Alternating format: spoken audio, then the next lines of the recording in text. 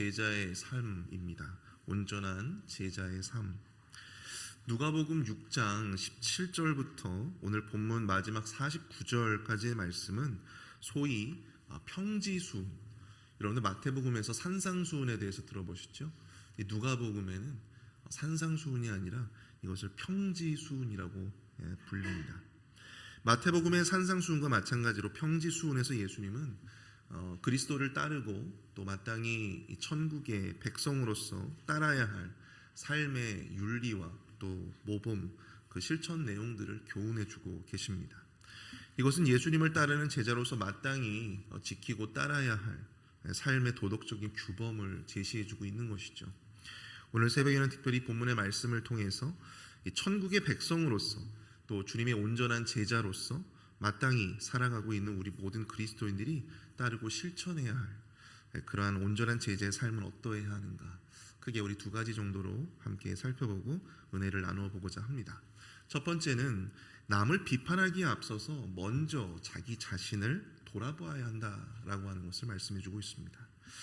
우리가 어제 우리가 살펴보았던 이 누가복음 6장 27절부터 38절까지의 말씀에서 예수님은 그리스도의 제자로서 마땅히 지켜야 할 사랑의 원리에 대해서 말씀을 하셨습니다. 그리스도의 제자로서 지켜야 할 사랑, 이것은 원수를 사랑하고 또 자신을 미워하는 자를 선대하고 또 자신을 저주하는 자를 축복하고 자신을 모욕하는 자를 위해서 기도하라, 그렇게 말씀하셨죠. 사랑받을 만한 자를 위해서 그들만을 사랑하는 것이 아니라 도무지 사랑받을 만한 자격이 없는 그러한 죄인도 마땅히 사랑해야 한다. 또한 그것을 위해서 남을 비판하지 않고 정죄하지 말며 용서하라, 그것을 말씀하셨습니다. 이처럼 그리스도의 제자로서 마땅히 그리스도의 말씀대로 사랑, 그리스도가 원하는 그 사랑의 모습들을 실천해 나가기 위해서 필요한 것에 대해서 예수님은 오늘 본문을 통해서 그 내용들을 말씀해 주고 계세요. 우리가 어떻게 하면 진정으로 예수님께서 말씀하시는 그 사랑의 원리를 실천할 수 있는가? 오늘 본문 39절과 49절을 보십시오. 39절과 40절을 보십시오. 또 비유로 말씀하시되 맹인이 맹인을 인도할 수 있느냐? 둘이 다 구덩이에 빠지지 아니하겠느냐? 제자가 그 선생보다 높지 못하나 무릇 온전하게 된 자는 그 선생과 같으니라, 이렇게 말씀하세요. 39절과 40절에서 예수님은요, 영적으로 맹인된 자들의 모습을 지적하십니다. 특별히 여기서 이야기하고 있는 사람들은 당시의 유대 종교 지도자들이라 일컬어졌던 이 바리새인들을 의미합니다. 늘상 거룩하고 또 이 정결한 자신들과 비교하면서 끊임없이 이 세리들과 또 죄인들을 비교하면서 그들의 죄를 비판하고 또 정죄했던 바로 그러한 바리새인들의 모습을 예수님께서 지적하시면서 그들이 맹인과 같다. 여러분, 여기서 왜 그들이 맹인이라고 예수님 말씀하십니까? 바로 자기 자신을 돌아볼 수 없었기 때문이에요. 자기 자신을 돌아볼 수 있는, 자기 자신을 온전히 바라보고 성찰할 수 있는 능력을 상실했기 때문이죠. 자기 스스로를 분별하지 못하는 영적으로 소경된 자들, 바로 그러한 자들이 종교적인 인도자, 리더로서 또 스승과 제자로서 그들이 가지고 있는 분명한 한계라고 하는 것이 존재했더라는 것입니다. 인도자로서 또 스승과 제자로서. 맹인이 맹인을 인도하여 길을 갈 수 있습니까? 그럴 수 없죠. 둘 다 구덩이에 빠질 수밖에 없고 넘어질 수밖에 없는 것입니다. 또한 그러한 영적으로 소경된 자들의 제자가 된들 아무리 잘해도 그 영적으로 소경된 그 스승의 수준에까지 이를 수밖에 없다라고 하는 것입니다. 그 수준밖에는 넘어설 수 없는 것이죠. 자기 자신도 보지 못하는 자들이, 영적으로 소경된 자들이 누구를 인도하고 또 누구의 스승이 되며 누구의 제자가 될 수 있겠습니까? 오늘날 우리 한국 사회를 지칭하는 말로 내로남불이라고 하는 말들을 많이 사용하죠. 서로 양갈래로 나뉘어져서 서로의 죄를 지적하면서 서로의 잘못을 지적하면서 내로남불이라고 하는 말들을 사용합니다. 내가 하면 로맨스고 남이 하면 불륜이다. 이 내로남불이잖아요. 어떤 정치인이 한 말인데요, 참 적절한 비유인 것 같습니다. 무슨 말입니까? 자신의 잘못과 죄는 보지 않으려고 하면서, 자신의 흠과 자신의 어떤 허물은 보지 않으려고 하면서 상대방의 죄와 상대방의 허물을 캐내려고 하는, 또 그것을 지적하고 비판하는 그러한 모습들, 상대의 잘못과 죄만을 비판하는 그런 아이러니를 풍자한 말이 아니겠습니까?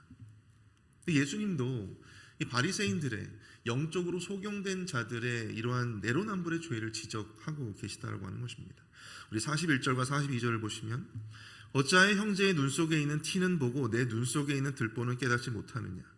너는 내 눈 속에 있는 들보를 보지 못하면서 어찌하여 형제에게 말하기를 형제여 나로 내 눈 속에 있는 티를 빼게 하라 할 수 있느냐? 외식하는 자여 먼저 내 눈 속에서 들보를 빼라. 그 후에야 밝히 보고 형제의 눈 속에 있는 티를 빼라. 예수님은 형제의 눈 속에 있는 티를 빼지 말라 말씀하지 않으셨습니다. 상대의 죄와 또 잘못에 대해서 비판하는 것 자체를 문제 삼는 것 같지는 않아 보입니다. 문제는 그 비판이 온전해지기 위해서, 그 비판이 제대로 되어지기 위해서는 먼저 자기 눈에 있는 들보를 제거해야 한다고 하는 것입니다. 그래야 밝히 보고 형제의 눈에 티를 빼낼 수 있다고 하는 것이죠. 그러나 바리새인들은 어떻습니까? 자기에게 있는 들보는 보지 않으려고 하고 또 상대에게 있는 티만을 비판하고 정죄하였습니다. 자신의 들보와 같은 죄를 가리고자 이 상대의 티와 같은 이 죄를 비판하고 정죄하는 것, 예수님은 이러한 자들의 모습을 뭐라고 말씀하세요? 바로 외식하는 자, 외식하는 자, 그렇게 말씀하고 있다고 하는 것입니다. 그럼 여러분들, 바리새인들이 왜 이처럼 세리와 죄인들을 이렇게 비판하고 정죄했을까요? 그들을 향해 비판하고 정죄하면 늘 자신의 종교적인 우월감을 느낄 수 있었기 때문입니다. 상대의 티를 지적하면요, 자기에게 있는 들보가 가려질 수 있다 여겼기 때문입니다. 적어도 저들에 비해서는 나는 의롭다. 여러분들 그 기도를 기억하실 겁니다. 바리새인과 이 세리가 함께 회당에 올라가서 기도했던 바로 그 기도를 여러분들은 기억하실 거예요. 바리새인들이 뭐라고 기도하였습니까? 하나님, 나는 적어도 저들과 같지 않음을 하나님 앞에 감사합니다 라면서 하나님 앞에 기도하였습니다. 그들은 끊임없이 그들의 죄와 또 자신의 모습을 비교하면서 늘 자신의 어떤 우월감, 나는 적어도 저들보다는 깨끗하다, 나는 적어도 저들보다는 우월하다, 나는 적어도 저들보다는 정결하다, 이것을 그들을 향한 비판과 정죄를 통해서 그들 스스로 누렸다라고 하는 사실이죠. 남의 티가 크면 클수록 자기 자신의 들보가 훨씬 더 작게 여겨지기 때문에 우리는 늘 그들을 사랑으로 용납하지 못하고 늘 비판과 정죄라고 하는 수단을 사용합니다. 그러나 우리는 이것을 조심해야 한다는 것입니다. 남의 눈에 티를 보느라 결코 자기 눈에 들보를 놓치는 우를 범해서는 안 된다고 하는 것이죠. 바리새인들이 진정으로 이 유대 사회의 거룩과 정결을 위한 참된 비판을 하고자 했다면, 이 바리새인들이 끊임없이 주장하고 바리새인들이 중요하게 생각했던 공동체의 정결과 거룩을 생각했다면, 참된 비판을 그들이 하고자 했다면 그들은 먼저 그들 스스로의 죄와 또 그들 스스로의 허물과 연약함, 자기의 들보를 먼저 직면해야 했다고 하는 사실입니다. 그들의 죄에 눈 감지 아니하고 자기 자신의 죄에 눈 감지 아니하고 자기 자신의 그 죄를 온전히 직면해야 했다라고 하는 것이죠. 그들 눈에 들보를 먼저 빼내야 했다라고 하는 것입니다. 그래야 공동체를 살릴 수 있는 참된 그 비판이 진정한 비판으로 여겨질 수 있는 것이죠. 그리스도의 온전한 제자다운 길을 걸어갈 수 있었다라고 하는 것입니다.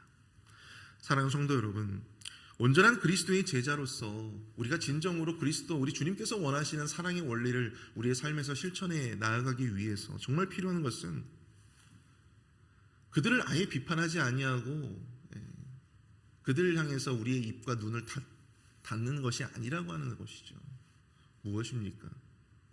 그 비판이 외식이 되지 아니하기 위해서 진정으로 그 비판이 그 사람을 살리고 그 공동체를 살리는 그러한 요인이 되기 위해서 필요한 것은 무엇입니까? 상대를 비판하기 전에 먼저 나 자신의 들보를 확인하는 거예요. 그것을 먼저 빼내야 한다라고 하는 것입니다. 우리는 먼저 상대를 비판하기에 앞서 자기 자신을 온전히 바라보는, 또 자기 자신의 들보를 먼저 빼내는 그러한 믿음의 도전을 우리가 먼저 감당할 수 있기를 바랍니다. 그래야 우리가 상대의 티도 빼낼 수 있음을 예수님은 말씀하셨습니다. 그것이야말로 진정으로 나와 상대 그리고 우리 모두가 참된 거룩으로 나아갈 수 있는 유일한 길임을 여러분들 기억하실 수 있기를 축복합니다. 두 번째로 우리가 이 본문의 말씀을 통해서 생각해 볼 수 있는 또 다른 교훈은요, 바로 이 종교적인 행위가 아닌 말씀의 열매를 통해서 믿음을 증거해야 한다라고 하는 것입니다. 우리 43절부터 45절까지의 말씀을 보시면 못된 열매 맺는 좋은 나무가 없고 또 좋은 열매 맺는 못된 나무가 없느니라. 나무는 각각 그 열매로 아나니 가시나무에서 무화과 나무를 또는 찔레에서 포도를 따지 못하느니라. 선한 사람은 마음에 쌓은 선에서 선을 내고 악한 자는 그 쌓은 악에서 악을 내나니 이는 마음에 가득한 것을 입으로 말함이니라. 여러분, 예수님은 이 못된 열매를 맺는 좋은 나무가 없다 그렇게 말씀하십니다. 좋은 나무에서 좋은 열매가 맺히고 또 선한 사람에게서는요 선이 나는 법이에요. 결국 온전한 그리스도의 제자로서의 삶의 행위, 그 열매는 온전한 그리스도의 제자가 되어야만 가능하다라고 하는 사실입니다. 사랑하는 성도 여러분, 열매로 그 나무를 안다고 했습니다. 열매로 그 나무를 안다. 가시나무에서 무화과를 낼 수 없고요, 또 찔레에서 포도를 맺지 못하는 것이죠. 본질은 그리스도의 제자가 아닌데 그리스도의 제자가 되라고 끊임없이 그 말씀을 들은들 진정으로 그리스도 제자다운 삶을 살 수는 없는 것입니다. 아무리 속이려고 해도 내가 그리스도의 제자인 척, 내가 믿음 있는 척 그렇게 노력해도 여러분 그 삶을 통해서 그가 그리스도의 제자가 아니고 믿음이 없는 사람임을 드러날 수밖에 없다라고 하는 것이죠. 내 본질이 과연 무엇인가? 내 본질이 과연 무엇인가? 내가 무화과 나무인가? 내가 찔레인가? 내 본질이 무엇으로 채워져 있느냐에 따라서 그것이 우리의 입으로 나오고 우리의 행동으로 묻어나는 것입니다. 주변 사람들과 이렇게 이야기를 나누다 보면요, 다른 사람들에 대해서 이렇게 이야기를 하면서 그렇게 이야기할 때가 많아요. 참 그 사람이 사람이 변한 것 같다. 안 그런 사람인 줄 알았는데 그 사람이 참 변했다라고 이야기를 하는 거예요. 그때마다 저는 그렇게 이야기합니다. 아니다. 그 사람은 원래 그런 사람이었다. 그 사람은 원래 그런 사람이었다는 거죠. 그런데 안 그런 사람인 척 해온 것이죠. 결국 그리스도의 제자다운 삶을 살기 위해서 필요한 것, 그것은 딱 하나밖에 없어요. 본질적으로 그리스도의 참 제자가 되는 길밖에 없다라고 하는 것입니다. 오랜 기간 믿음 생활을 했는데도 삶에서 드러나는 어떤 말과 행동 또 그러한 인격이 도무지 바뀌어지지 않는 사람들이 분명히 있어요. 변하지 않는 사람들이 있습니다. 그 열매로 나무를 안다면, 그 열매로 그 나무가 무엇인지를 안다면, 그 원리를 적용해 본다면 여러분 그들에게는 믿음이 없는 것입니다. 그들은 그리스도의 제자가 아닙니다. 믿음이 없으니 믿음의 삶을 살아낼 수가 없고 그리스도의 제자가 아니니까 그리스도의 제자가 되라고 하는 그런 삶을 살라고 하는 그런 말씀을 부지기수로 들어도 여러분 그 삶이 변하지 않는 거예요. 삶의 열매를 맺지 못하는 것입니다. 46절과 47절을 보시면 너희는 나를 불러 주여 주여 하면서도 어찌하여 내가 말하는 것을 행하지 아니하느냐. 내게 나와 내 말을 듣고 행하는 자마다 누구와 같은 것을 너희에게 보이리라. 예수님은요, 당신에게 주여 주여 하면서도 당신의 가르침대로 듣고 행하지 않는 자들을 이렇게 반문합니다. 어찌하여 내가 말하는 것을 행하지 아니하느냐. 그러면서 예수님은 47절에서 내 말을 듣고 행하는 자마다 누구와 같은 것을 너희에게 보이리라고 말씀하세요. 여기서 너희에게 보이리라 라고 말씀하시는 것은요, 너희들 스스로 그것을 확인할 수 있을 것이다. 누가 진정한 믿음을 가진 자인지, 누가 진정한 믿음을 가진 자인지 너희들 스스로 너희들의 눈으로 확인해 볼 수 있을 거야. 큰 물이 나서 탕류에 부딪혀도 결단코 넘어지지 않고 능히 견디는 자는요, 주여 주여 하면서 어떤 이 주여 주여 하면서 종교적인 어떤 행위만을 일삼는 자가 아니라고 하는 것이죠. 바로 예수 그리스도의 말씀대로 그것을 듣고 그 말씀대로 행할 수 있는, 삶을 통해서 그 말씀의 열매를 맺을 수 있는 자, 그들이야말로 진정한 큰 물과 탕류에도 견딜 수 있는 참된 믿음을 가진 자임을 너희들 스스로가 보게 될 거야. 너희들 스스로가 확인하게 될 것이다. 예수님은 말씀하시는 거예요. 여러분, 이 말씀은요, 단순히 믿음에 있어서 행함이 중요하다, 그것만을 이야기하고 있는 것이 아닙니다. 어떤 종교적인 행위만 드러나고 삶을 통한 어떤 믿음의 열매를 맺지 못하는 자들의 한계, 그들의 연약함, 부실함, 이것이 언젠가는 탕류가 오고 큰 물이 나면 그것이 언젠가는 무너지고 그것이 언젠가는 처참하게 망가지게 될 것이다라고 하는 것을 예고하시는 것이었어요. 그러므로 자신의 종교적인 행위와 그 안에 거함을 두고 자신의 믿음이 있는 자라고 그렇게 안심할 수 없다는 것이죠.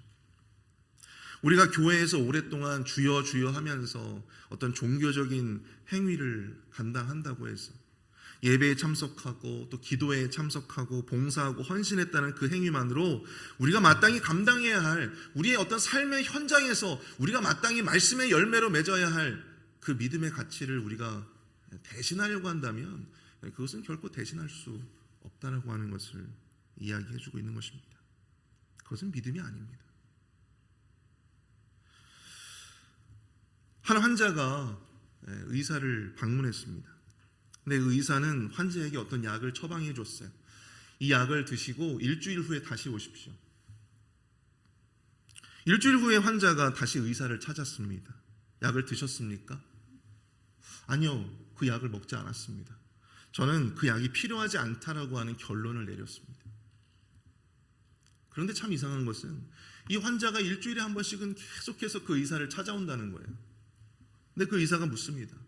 아니, 제가 내리는 처방약도 드시지 아니하시고 또 제가 내리는 권고도 듣지 아니하시는데 왜 매주마다 저를 이렇게 찾아오시는 겁니까? 사랑하는 성도 여러분, 지금 이 환자는요, 의사를 신뢰하고 있는 것일까요? 의사가 먹으라는 약도 먹지 아니하고 의사가 하라고 하는 어떤 권고도 받지 아니하고, 그런데 매주마다 의사를 찾아와요. 의사와 상담을 합니다. 과연 이 환자는 의사를 믿고 있는 것일까요? 그럴 수 없죠. 환자는 의사의 처방을 따를 때 비로소 의사를 향한 신뢰를 증거할 수 있는 것입니다. 의사가 처방해 주는 약을 먹을 때 그 의사를 신뢰한다라고 하는 증거가 되는 거잖아요. 아마도 세상에 이런 환자가 있을까 싶습니다. 그런데 제가 보니 모르긴 몰라도 세상에는 이러한 그리스도인들은 참 많다라고 하는 생각들을 해보게 됩니다. 교회에 찾아오는 것으로 주님을 향한 자신의 믿음을 대신하고자 하는 사람들. 그러나 주님은 말씀하십니다. 내게 나와 내 말을 듣고 행하는 자마다 누구와 같은 것을 너희에게 보이리라. 결국 우리는 주여 주여 하면서 겉으로만 어떤 종교적인 행위를 일삼는 자가 아니고요, 주님의 말씀을 듣고 그대로 따르는 삶의 열매를 통해 우리는 믿음을 비로소 증거할 수 있는 것입니다. 그리고 세상을 살면서 만나는 수많은 큰 물과 또 탕류 속에서 그 믿음이 진정한 믿음인지 아니면 가짜인지 그것이 드러나게 될 것이다라고 하는 것이죠. 사랑하는 성도 여러분, 지금 내가 행하는 종교적인 행위가 내 믿음을 대체할 수는 없는 것입니다. 종교적인 행위가 내 믿음의 증거가 될 수는 없는 거예요. 우리의 믿음은 온전히 우리가 삶을 통해서 맺는 말씀의 열매를 통해 보여질 수 있는 것입니다. 우리는 매 주일 주일 성수를 하면 그 사람의 믿음이 좋다라고 이야기하죠. 권사가 되고 장로가 되고 목사가 되면 그 사람의 믿음이 좋다고 여깁니다. 근데 과연 우리 주님도 그렇게 생각하실까요? 열매를 통해 알리라. 그 나무는 그 나무가 맺는 열매를 통해 알게 되는 것입니다. 주님이 보시기에 합당한 그런 믿음의 열매를 맺는 저와 여러분들 모두가 될 수 있기를 축복합니다. 우리 이 시간 함께 말씀을 생각하며 함께 좀 기도했으면 좋겠는데요. 천국의 백성으로서 그리스도의 제자로서 주님이 우리에게 요구하시는 삶을 살게 하여 주시옵소서. 남을 비판하기에 앞서 내 눈에 들보를 먼저 빼내는 겸손과 자기 성찰이 있게 하여 주시옵소서. 종교적인 행위가 아닌 말씀의 삶의 열매로 말씀의 열매로 우리의 믿음을 증거하는 우리 모두가 될 수 있도록 인도해달라고 이 시간 함께 합심해서 기도하며 나아가도록 하겠습니다.